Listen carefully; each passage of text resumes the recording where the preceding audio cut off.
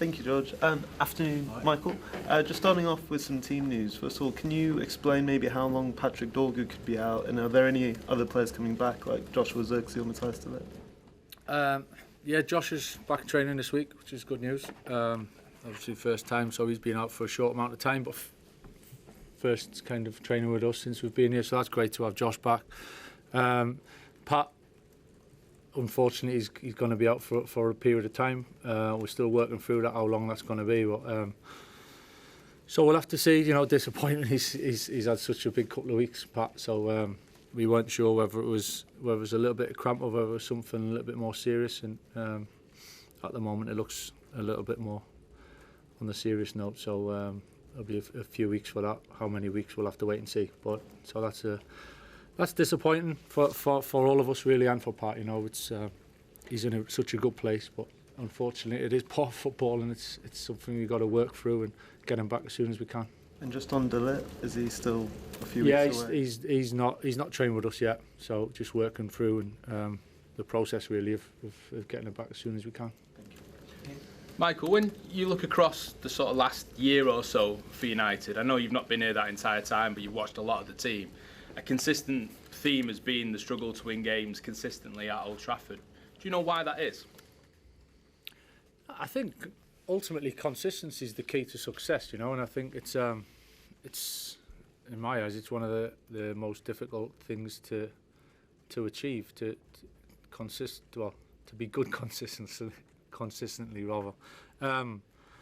So yeah, it takes so much, you know. It takes the level of performance, it takes the level of mentality and the intensity and the concentration, and actually be able to cope emotionally with the ups and downs of what each game brings and moving on to the next. So there's so many things and that kind of go into it. And listen, that's what we're working towards. You know, we've had a great couple of weeks, 2 big results. There's bigger games coming up, and it's just keeping the mind in the right place as much as the emotions to be able to go into the next game just as we have done the previous 2. I interviewed Lisandro Martinez yesterday, and it goes in line with what you were just saying there as well. He said that you touched his heart, and that meant that he'd give you everything. I wonder how much work you've been doing in this short time, capturing hearts and minds as well as giving tactical detail as well. Yeah, well, you've got to play with feeling.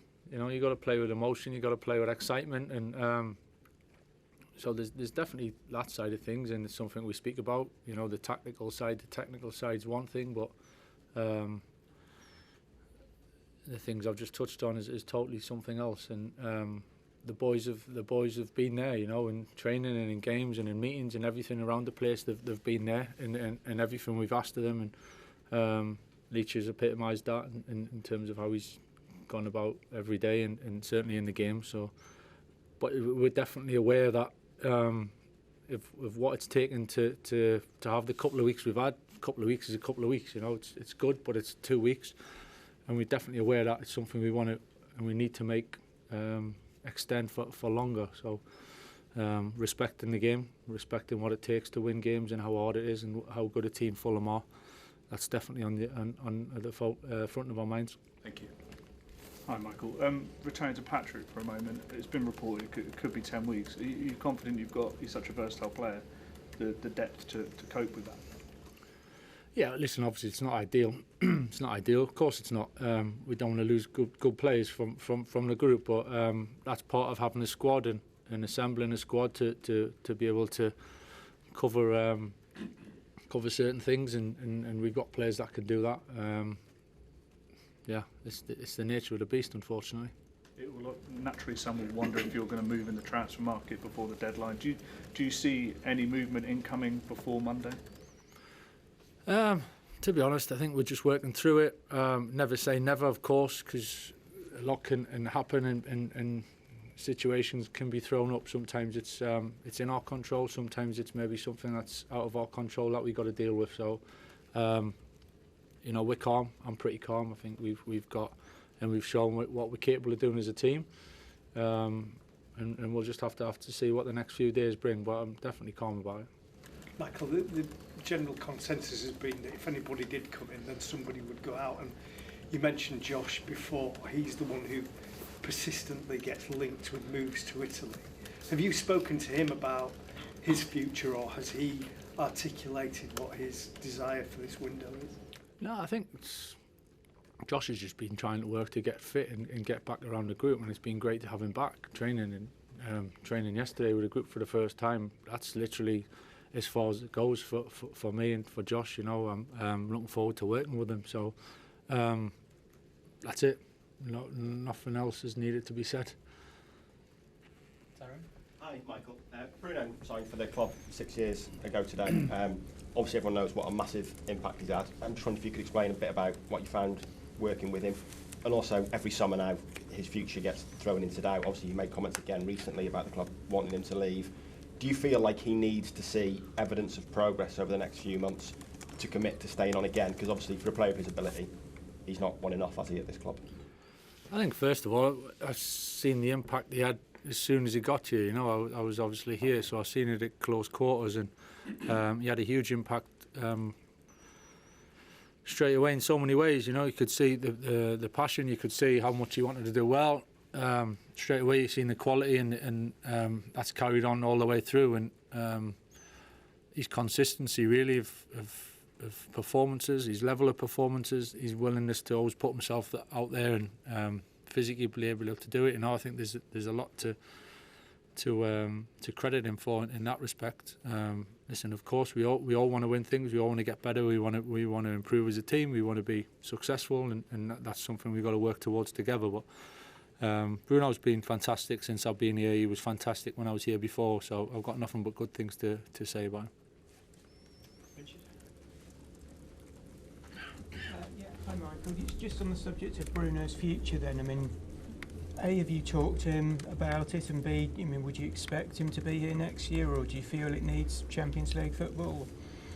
I think let's not get too far ahead. You know, we're working towards this game, and he's talking about the window now and closing in a few days.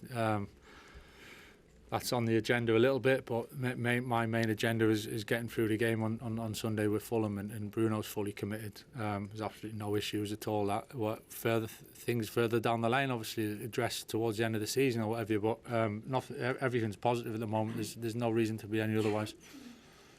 Rob? Hi, Michael. Just on the Fulham game, an issue that's kind of predated some of the previous managers is United sometimes struggling to break down teams who come to Old Trafford and are happy to sit a little bit deeper. Obviously, that's not the way that City and Arsenal play. Does the messaging or the game plan change at all when you've got a team like Fulham coming in? And you also mentioned after the City game that you're not always going to have, you know, the big emotions like a derby brings up, and sometimes the players are going to have to do that themselves. Is Fulham kind of an example of that? Yeah, I don't think we need to make too much of it, to be honest. I think we are where we are. I think what the feeling around the group, around the squad, and the results that we've had, the performances, and going into the next game, I don't think the past is too relevant in that respect. You understand it and what's worked before and what hasn't, but really it's I think the boys are in a good place going into the game. Tough game, really tough challenge. I think Fulham, Marco's got them really into a really good team, so it's I think this one, of all of a sudden it's a different game. It's Fulham, and just because we're at home, taking anything for granted is bang out of order, really. So it might be a case it's the same flow of the game as what we've had the last 2 weeks. No shame in that. We'll deal with the game, what's in front of us, and do whatever it takes for us to be able to come out on top. Hi Michael, I just wanted to ask about Mason. He was becoming a crucial player, well he was a crucial player under Ruben Amorim, but he's played just a few minutes under you and obviously didn't get on Sunday. How has he reacted to that, and also how do you see his role until the summer? Yeah, I'm a big fan of Mason. I think he's so many good things to like about him. You know, he's quality to start with, his attitude, his personality. That's why we've got the squad. You know, certain times, certain games, certain players will play, and as we work through the season, that'll come into fruition. But yeah, I like Mason a lot, and I think he's an important player for this team and this club.